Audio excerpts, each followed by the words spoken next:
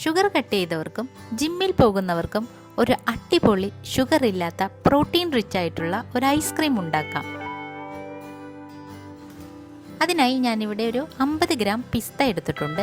ഇനി ഇതിലേക്ക് ഒരു 1/4 കപ്പ് കാഷ്യൂ, 1/4 കപ്പ് ബദാം കൂടി ചേർത്ത് നല്ല ചൂടുവെള്ളത്തിൽ ഒരു 30 മിനിറ്റ് കുതിർത്തിയെടുക്കാം. അങ്ങനെ 30 മിനിറ്റിന് ശേഷം നന്നായി കുതിർന്നു വന്നിട്ടുണ്ട്. ഇനി ഇതൊരു മിക്സിയുടെ ജാറിലോട്ടിട്ട് നമുക്ക് നന്നായി ഒന്ന് ബ്ലെൻഡ് ചെയ്തെടുക്കാം.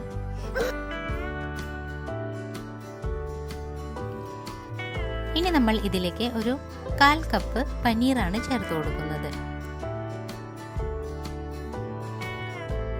ഇനി ഇതിലേക്ക് ഒരു ഫ്ലേവറിന് വേണ്ടി 2 ഏലക്കയുടെ കുരു മാത്രം ഞാൻ ചേർത്ത് കൊടുത്തിട്ടുണ്ട്. ഇനി ഇതിലേക്ക് ഒരു 2 ടേബിൾ സ്പൂൺ ഹണി കൂടി ചേർത്ത് കൊടുക്കാം.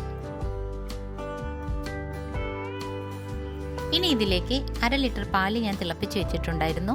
അത് കുറച്ചൊരു 2 ഗ്ലാസോളം ഞാൻ ചേർത്ത് കൊടുത്തിട്ടുണ്ട്. ഇനി നന്നായി ഒന്ന് ബ്ലെൻഡ് ചെയ്തെടുക്കാം. ഇതുപോലെ ഫൈനായിട്ടൊന്ന് ബ്ലെൻഡ് ചെയ്യാം. ഇനി ഒരു ട്രേയിലിട്ട് നമുക്കിത് മാറ്റാം.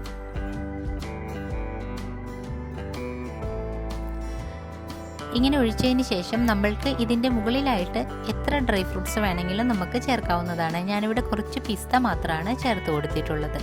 നിങ്ങൾക്ക് ഇഷ്ടമുള്ള ഡ്രൈ ഫ്രൂട്ട്സ് ഇതുപോലെ ചേർത്ത് കൊടുക്കാം.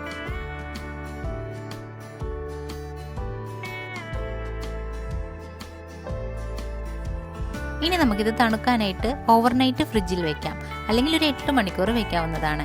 അങ്ങനെ ഓവർനൈറ്റാണ് ഞാൻ വെച്ചിട്ടുള്ളത്. അങ്ങനെ അടിപൊളിയായിട്ട് നമ്മളുടെ ഐസ്ക്രീം റെഡി ആയി വന്നു. ഇത് കണ്ടോ, നല്ല സൂപ്പറായിട്ട് തന്നെ സെറ്റായി വന്നിട്ടുണ്ട്. അപ്പോൾ ഷുഗർ ഉള്ളവർക്കും ജിമ്മിൽ പോകുന്നവർക്കും ഒരു അടിപൊളിയായിട്ടുള്ള പ്രോട്ടീൻ റിച്ച് ആയിട്ടുള്ള ഐസ്ക്രീം തയ്യാറായി കഴിഞ്ഞു.